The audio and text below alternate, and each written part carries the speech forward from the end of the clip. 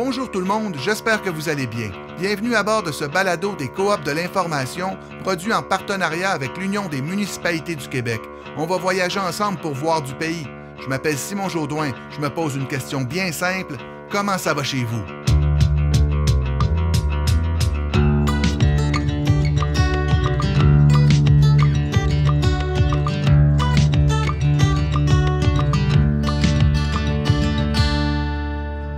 S'il y a bien un enjeu où la gouvernance de proximité prend tout son sens au Québec, c'est bien celui des relations avec les Premières Nations. Ça peut sembler un peu contre-intuitif de le dire comme ça parce qu'au cours des dernières années, on a beaucoup entendu parler de ces questions sous le signe de la réconciliation, mais dans des discussions où c'est souvent les instances de pouvoir au provincial et au fédéral qui sont interpellées. Et pourtant, quand on y pense, la réconciliation est indissociable de la proximité. Au sens très concret du terme, si on veut améliorer nos relations, les rendre plus consistantes, plus fructueuses, à la base, ça prend des rapprochements. Il faut que les gens se parlent, se rencontrent, fassent des échanges et passent du bon temps ensemble. Et je ne veux pas simplifier le problème. Les liens avec les Premières Nations, c'est une question complexe. Et évidemment que ça prend des grands traités, des ententes de très haut niveau entre les Premières Nations et les gouvernements. Mais ça prend aussi du bon voisinage, des lieux où on se côtoie, où des amitiés peuvent se développer. C'est à cette idée-là que je vais vous proposer de réfléchir dans cet épisode. Et pour commencer, on va se rendre à Gaspé pour discuter avec Daniel Côté. C'est le maire de la ville, mais aussi un ex-président de l'Union des municipalités du Québec qui s'est beaucoup intéressé, comme on va le voir, aux relations avec les Premières Nations. Et Gaspé, c'est un endroit un peu particulier au Québec. La nation Micmac de Gaspé, elle n'habite pas dans une réserve, elle est intégrée dans la ville.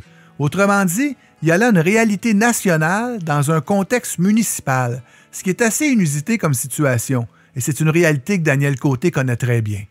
En fait, j'ai été sensibilisé aux enjeux autochtones bien avant d'être maire. Avant d'être maire, j'avais une pratique privée comme avocat dans un cabinet où j'étais associé avec un avocat autochtone, maître Richard Janotte, et lui représentait la Première Nation de Gaspé, Première Nation Mi'kmaq. Donc, déjà, d'entrée de jeu, maître Janotte, Richard, mon ami, m'a présenté un peu c'était quoi les enjeux, et comme il représentait la nation, j'ai été impliqué par la bande dans des dossiers de représentation de la Première Nation de Gaspé. Donc, j'avais cette sensibilité-là avant même d'arriver à la mairie une dizaine d'années plus tard. Il faut savoir qu'ici, comme ça se passe, c'est que la communauté de Gaspé ne vit pas sur réserve. Donc, les Mi'kmaq, ce sont nos voisins, ce sont nos amis, ce sont nos collègues de travail. Donc, une intégration assez marquée de la Première Nation à travers le reste de la société. C'est très particulier, c'est un cas très rare au Canada, mais c'est comme ça. Donc, nous, on a cette sensibilité-là. Et quand je suis arrivé à la présidence de l'UMQ, j'avais remarqué dans les années précédentes que la facilité ou la fluidité des relations entre les Premières Nations et le reste de la communauté était plutôt difficile.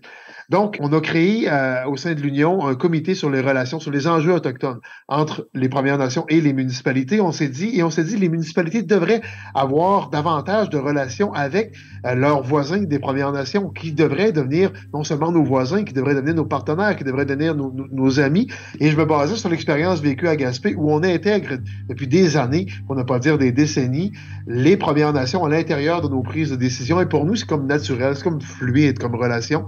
Je sais que ça peut pas être pareil partout, parce qu'il y a d'autres réalités, mais je voyais que c'était pas si fluide. Donc, d'où l'intérêt de mettre ces relations-là à l'avant-scène. Les relations n'étaient pas si fluides et peut-être même pas si évidentes d'un point de vue politique. Comme on l'entend souvent, pour parvenir à une réconciliation en bonne et due forme, il est primordial de bâtir une relation de nation à nation. Or, de ce point de vue, et ça se comprend très bien, on a peut-être considéré pendant longtemps que les instances municipales n'étaient pas le bon interlocuteur pour y parvenir. Mais il faut comprendre aussi que dans la perspective des gens des Premières Nations, ils veulent toujours discuter de nation à nation. Dans notre cas, c'est la nation québécoise ou la nation canadienne. La nation municipale n'existe pas. Par contre, d'un côté comme de l'autre, on a des trucs à travailler, on a des partenariats qu'on peut faire. Donc, le chef accepte qu'on travaille ensemble, même si Gaspé n'est pas une nation et que Gaspé est une nation. Le chef souhaite qu'on travaille ensemble. On a démarré ces relations-là en 2017 avec l'ancienne chef, Manon Janotte. On a fait rencontrer nos conseils respectifs. Donc, nous, en fait, mon conseil municipal, à l'époque, était peut-être pas tout à fait sensibilisés à la réalité des acteurs autochtones. Donc, on voulait d'une part les sensibiliser. De leur part, les membres de Première Nation, il y avait certaines personnes qui pouvaient être réfractaires à travailler avec une municipalité parce qu'on n'est pas une nation. Donc, on a voulu un peu casser cette espèce de moule-là qu'on voit un peu partout au Québec, où les Premières Nations ne veulent pas nécessairement travailler avec les municipalités et où les municipalités sont un peu réfractaires aussi à travailler avec les Premières Nations. Donc, on a éclaté le moule, on a fait une déclaration commune, conjointe, en s'entendant qu'on allait travailler ensemble sur nos enjeux communs, tout en se respectant mutuellement. Donc, en cassant le moule, on s'est dit peut-être qu'on va pouvoir inspirer d'autres municipalités aussi. Donc ici, c'est sûr que c'est facilitant parce qu'il n'y a pas de réserve. Il y a un conseil de bande, ils ont leur propre gouvernement, mais ils n'ont pas de territoire à proprement parler, encarcané à gérer. Et leur territoire, c'est le même que le nôtre. Et au-delà, en fait, le territoire de Gaspé va bien au-delà des limites municipales de Gaspé, qui sont en soi énormes, mais qui, en fait, leurs limites sont historiques. Donc, c'est pas comme un conseil de bande qui a un territoire de réserve à gérer, mais qui ont des droits ancestraux sur un plus grand territoire. Ici, il n'y a pas de territoire de réserve à gérer. Ils travaillent sur un territoire très large où sont leurs droits ancestraux. Puis nous, on respecte ça, on les implique. On veut qu'ils nous impliquent aussi des fois dans des trucs où on peut les aider, où on peut soutenir mutuellement. Bref, c'est comme ça que ça fonctionne. Maintenant, si vous le voulez bien, on va se rendre à Joliette, dans l'Anaudière. On trouve bien évidemment des membres des Premières Nations qui habitent la ville et les villages des alentours. Mais c'est aussi là que doivent se rendre les membres de la communauté Atikamekw de Manawan, qui habitent à près de 200 km au nord de Joliette, pour obtenir certains services, comme des soins de santé par exemple. C'est une réalité très différente de celle de Gaspé et j'ai voulu en discuter avec Jennifer Brazo. Elle est Anishinaabe, membre de la communauté de Kitigan-Zibi en Outaouais, près de Maniwaki. Elle a une longue expérience en développement de projets et depuis l'été 2019, elle est directrice générale du Centre d'amitié autochtone de l'Anaudière. C'est un organisme dont une des principales missions est justement de parfaire les relations avec les membres des Premières Nations. Un centre d'amitié, c'est quand même quelque chose qui est très variable de région à région, mais avec une mission générale d'améliorer les conditions de vie des Autochtones vivant ou de passage en milieu urbain. Ça peut être traduit dans des services pour des enfants à l'aide de devoirs, pour des services pour des aînés. Il y en a qui ont des CPE, des cliniques médicaux. On peut avoir du soutien pour des enfants avec des besoins spécifiques. Alors, ça peut être très grand, mais en gros, c'est de développer des services pour et par les Autochtones et aussi d'être un pont entre les deux cultures.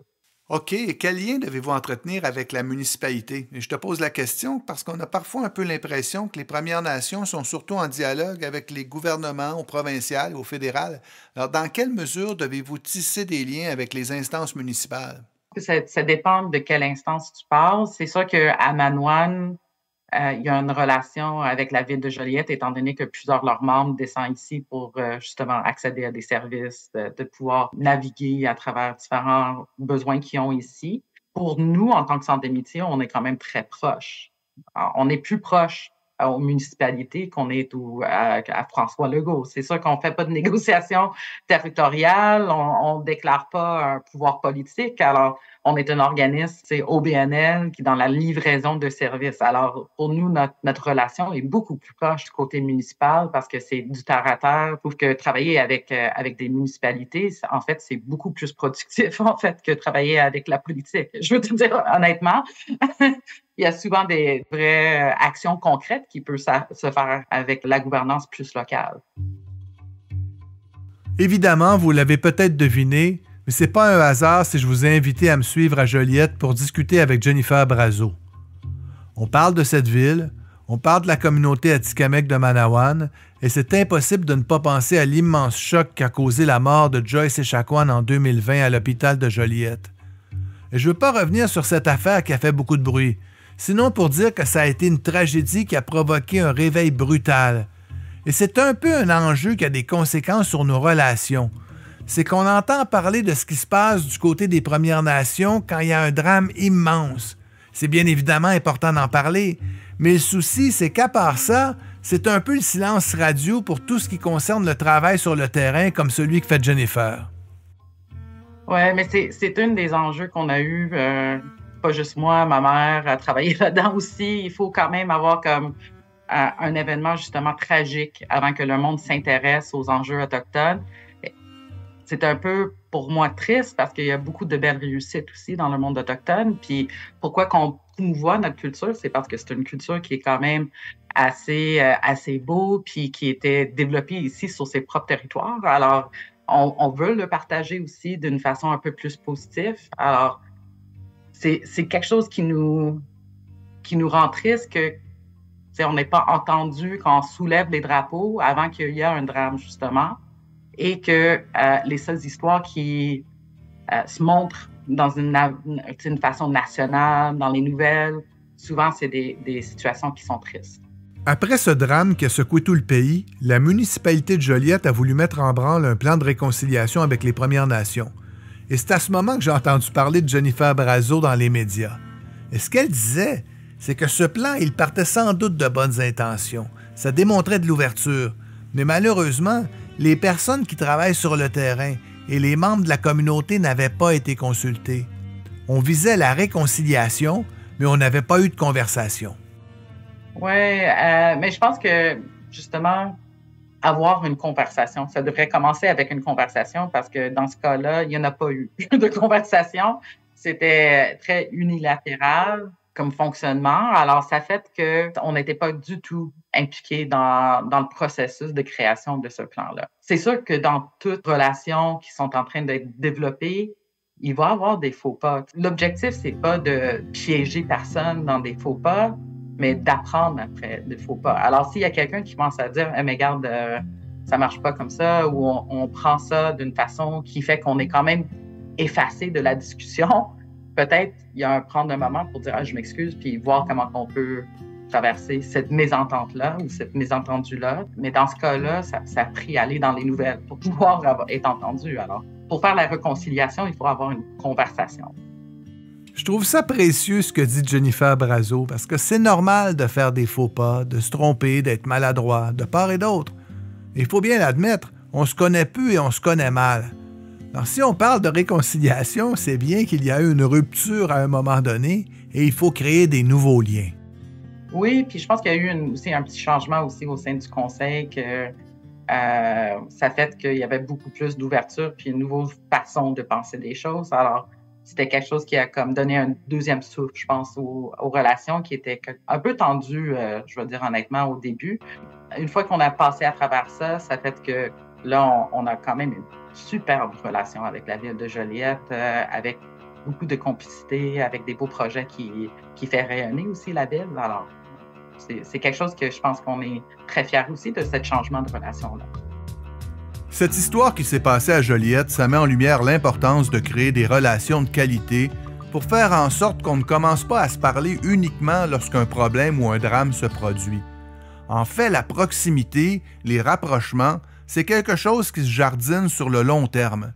Et c'est dans cette optique que Daniel Côté a voulu mettre en place des grands cercles où les pouvoirs de proximité prennent l'initiative d'organiser des conversations en incluant à la fois les instances des Premières Nations et le gouvernement provincial.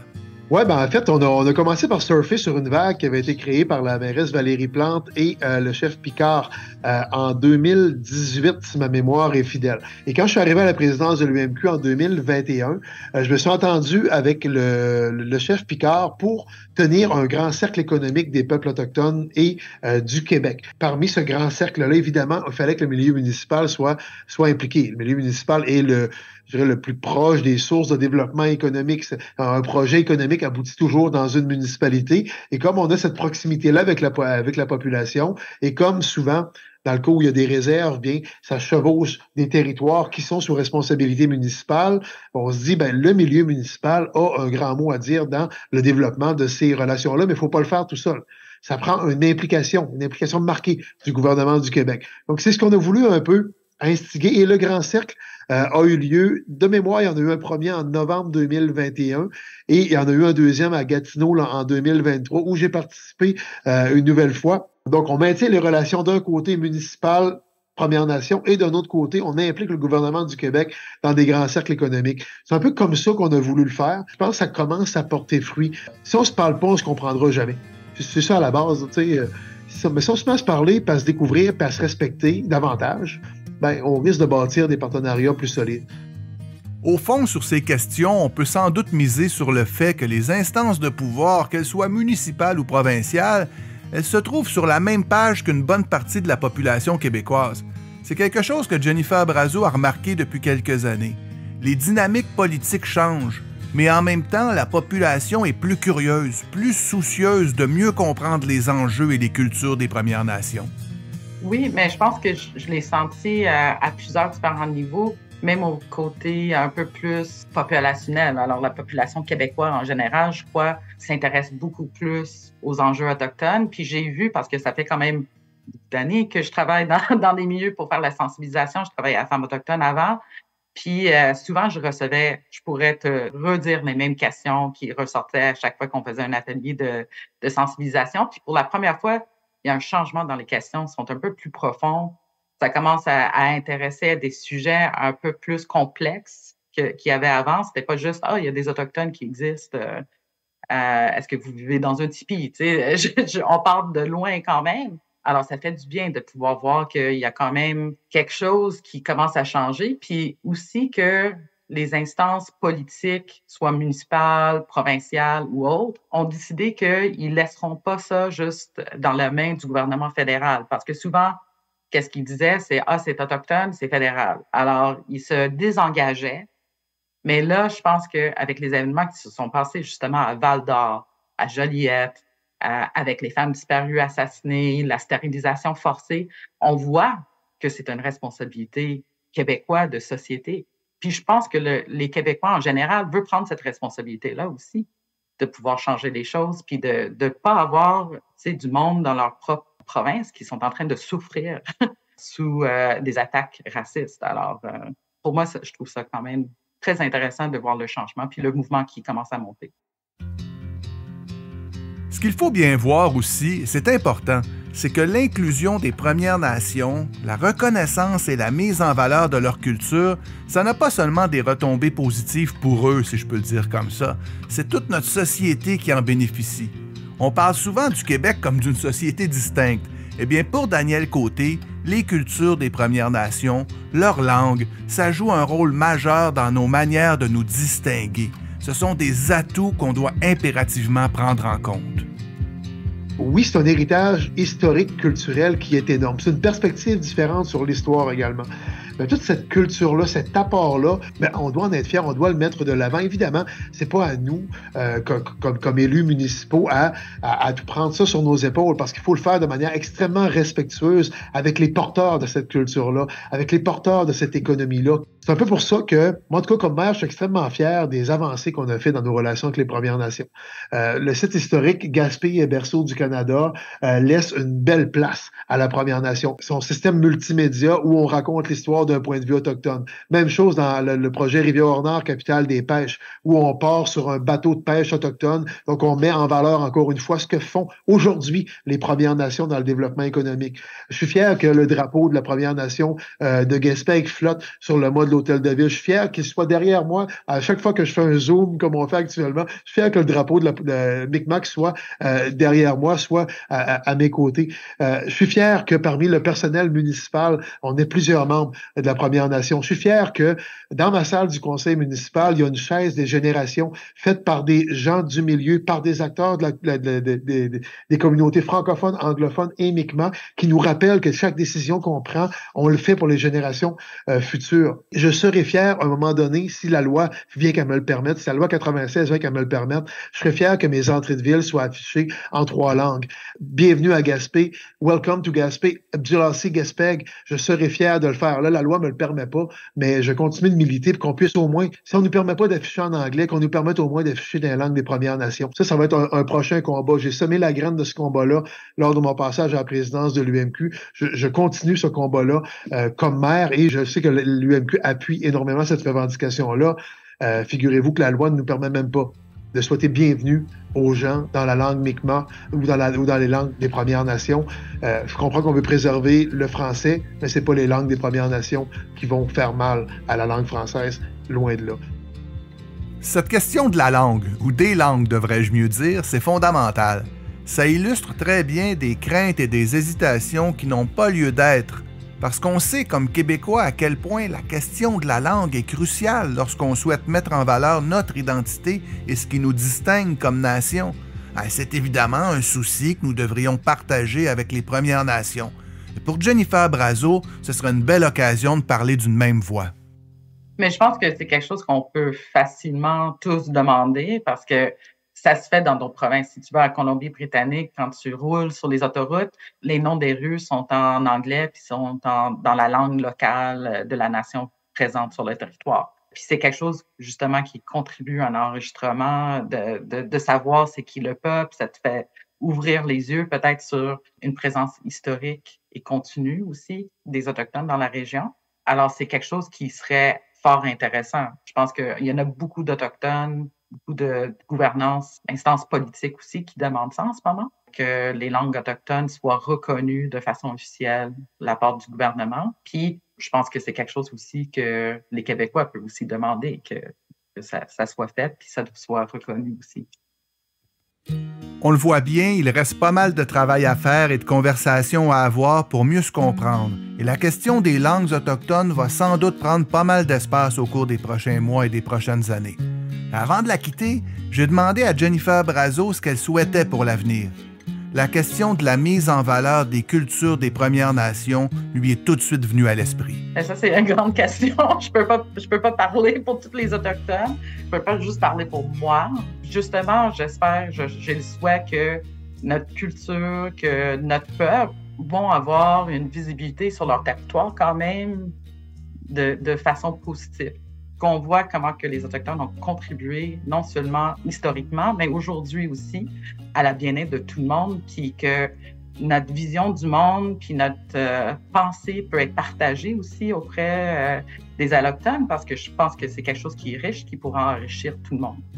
J'ai posé la même question à Daniel Côté. Qu'est-ce qu'on peut souhaiter pour l'avenir? Et pour lui, il faut solidifier les relations, et là encore, ça passe par une reconnaissance des spécificités culturelles et linguistiques des Premières Nations.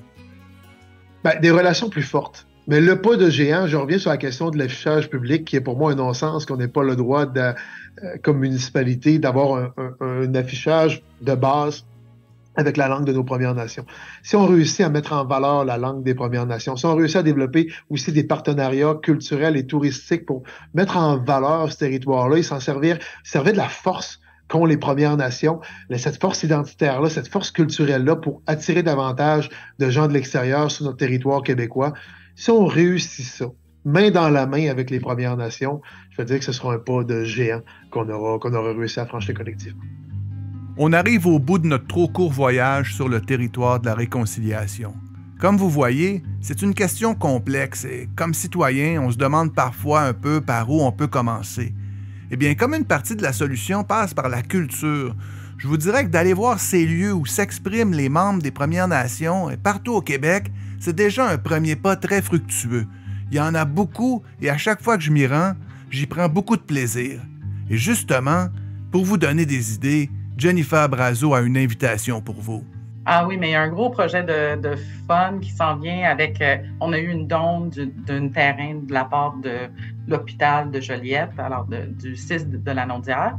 Et il y a une bâtisse qui est en train d'être développée. Alors, on va avoir un beau projet d'infrastructure ici dans la région qui va aussi faire rayonner la présence autochtone. Alors, c'était développé avec une consultation auprès des membres. Alors, architecturalement, ça va être un très beau projet pour la région. On a plusieurs différents projets qui s'en viennent. Je peux même pas... Il y en a tellement, en fait. On est vraiment en croissance au centre. Alors, il y a full de différents projets qui s'en viennent qu'on va annoncer. C'est mieux de suivre notre page Facebook. On fait beaucoup de nos annonces là-bas. Alors, on va se plugger. Voilà, l'invitation est lancée et je vous encourage vivement à vous rendre à Joliette et à suivre les activités du Centre d'amitié autochtone de la Naudière sur les médias sociaux. Vous les trouverez facilement avec les moteurs de recherche. Aussi, vous en profiterez pour aller visiter le Musée d'art de Joliette, qui est un grand partenaire du Centre d'amitié. D'ailleurs, Jennifer Brazeau est membre du conseil d'administration du musée. À la suite du décès de Joyce Echaquan, le musée avait pris l'initiative d'offrir un grand espace, une immense murale dans l'entrée du musée, qui est visible de la rue, où l'artiste atikamekw Uroma Awashish avait réalisé une œuvre à la mémoire de Joyce. C'est devenu une tradition, si je peux dire comme ça, et cet espace est devenu un lieu d'expression pour les artistes autochtones. Et c'est désormais une œuvre de Marie-Claude Nekado, une artiste atikamekw de Manawan, qui est intitulée Mirwati Siwin, et ça signifie la guérison. C'est cette œuvre qui nous accueille quand on entre dans le musée. Évidemment, rendez-vous aussi à Gaspé pour aller voir les projets auxquels prennent part les Micmacs de Gaspé et partout ailleurs au Québec. Voyez-vous, il y a des liens visibles qui se tissent et il faut continuer. Et comme on se le dit souvent entre amis, il faudrait qu'on se rende visite plus souvent. On se quitte là-dessus. Allez-y sans gêne et sans hésitation. Et vous et moi, on se retrouve bientôt. Comment ça va chez vous? C'est une production des Coops de l'information en partenariat avec l'Union des municipalités du Québec. Si ces sujets de discussion et de réflexion vous intéressent, rendez-vous sur les sites de nos médias. Vous trouverez des compléments d'information, des liens vers des articles et d'autres références. Vous n'avez qu'à entrer l'adresse nousautres.ca dans votre navigateur pour nous trouver. Je vous invite aussi à vous abonner aux infolettres des 6 médias des Coops de l'information, Le Soleil à Québec, Le Droit à Gatineau, La Tribune à Sherbrooke, La Voix de l'Est à Granby, Le Quotidien à Saguenay et Le Nouvelliste à Trois-Rivières. C'est gratuit et vous allez recevoir à tous les jours des bouquets de nouvelles locales qui vont vous permettre de mieux comprendre ce qui se passe au Québec.